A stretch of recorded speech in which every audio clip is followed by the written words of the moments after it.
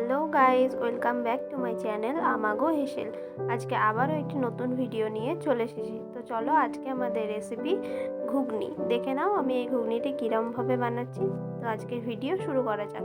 দেখো, তার জন্য আমি আগের দিন মটরটা ভিজিয়ে রেখেছিলাম। মটরটা এখানে আমাদের ভালোভাবে ভিজে গিয়েছে। এরপর প্রেশার কুকারে সেই ভেজানো মটর ও আলুটা সেদ্ধ করতে বসিয়ে দিয়েছি।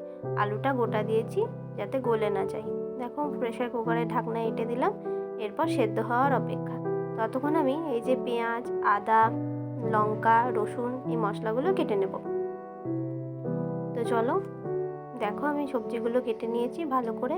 পেঁয়াজটা দুরকম করে কেটেছি, কিছুটা বাটবো ও কিছুটা ভেজে নেব। দেখো, কেটে রাখা সবজিগুলোর সঙ্গে একটু জিরে অ্যাড করে নেব এবং মশলাটা বেটে নেব। আমি এখানে আর অন্য কিছু মশলা অ্যাড করব না, এটা দিয়েই করব। দেখো, আমি কড়াই বসিয়ে দিয়েছি গরম হওয়ার জন্য। এদিকে আমাদের মটর আর আলুটা ভালো মতো সেদ্ধ হয়ে গেছে। কড়াইয়ে তেল দিয়ে দিলাম, তেলটা গরম হয়ে গেছে। এরপর ফোড়নে জিরে, শুকনো লঙ্কা ও দুটো ছোট ছোট তেজপাতা দিয়ে দিলাম। ফোড়নটা ভালো করে ভেজে নিচ্ছি। ফোড়নটা আমাদের ভাজা হয়ে গেছে। এরপর পেঁয়াজ কুচিগুলো দিয়ে দিলাম। দেখো, পেঁয়াজ কুচিগুলো দিয়ে ভালো করে ভেজে নিতে হবে। ভালো করে মিশিয়ে ভেজে নিচ্ছি। দেখো, একটু সময় নিয়ে ভাজবে। দেখো, আমাদের পেঁয়াজ ভাজাটা হয়ে গেছে। এরপর যে মশলাটা পেস্ট করে রেখেছিলাম সেটা দিয়ে দিলাম। মশলাটা দিয়ে ভালো করে পেঁয়াজের সঙ্গে মিশিয়ে ভালো করে কষাতে হবে। এখানে ওভেনটা তোমরা মিডিয়াম টু লোয়ের দিকেই রাখবে, বেশি হাই দেবে না, তাহলে মশলাটা কড়াইয়ে লেগে যেতে পারে। দেখো, ভালো করে মিশিয়ে নিলাম। এরপরে এতে লবণ, সামান্য হলুদ, কাশ্মীরি লঙ্কার গুঁড়ো এগুলো অ্যাড করে মশলাটা মিশিয়ে নিয়ে ভালো করে কষিয়ে নেব। দেখো, ভালো করে কষিয়ে নিচ্ছি। এই যে মশলাটা আমাদের প্রায় কষানো মোটামুটি হয়েছে। আমি এখানে টমেটো কেচাপ দিচ্ছি, তোমরা টমেটোও ব্যবহার করতে পারো। দেখো, টমেটো কেচাপটা দেওয়ার পরে আমি ভালো করে মশলার সঙ্গে মিশিয়ে নিচ্ছি। ভালো করে সবটা মিশিয়ে হালকা হালকা আঁচে কষিয়ে নেব। দেখো, আমাদের কষানো একদম রেডি।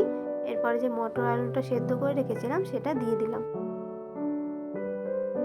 মশলার সঙ্গে ভালো করে মিশিয়ে নিচ্ছি।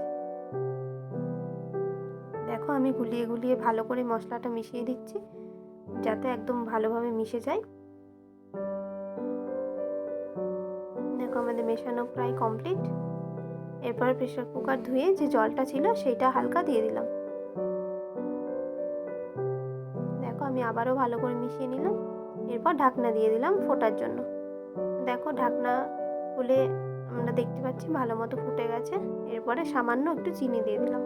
চিনি দিলে রান্নার টেস্টটা সুন্দর আসে।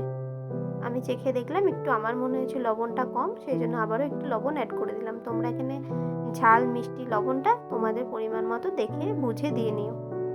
দেখো, একদম ফুটে গেছে আর রেডি হয়ে গেছে আমাদের ঘুগনি।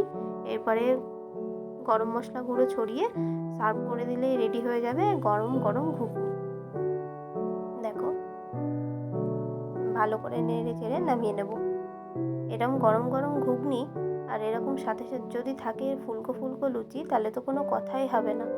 আমার এই ভিডিওটা যদি তোমাদের ভালো লেগে থাকে তবে একটি লাইক, কমেন্ট, শেয়ার ও সাবস্ক্রাইব করে দিও। ও যদি ভিডিওটি ফেসবুক থেকে দেখে থাকো তাহলে আমার পেজটি ফলো করে আমার পাশে থেকো।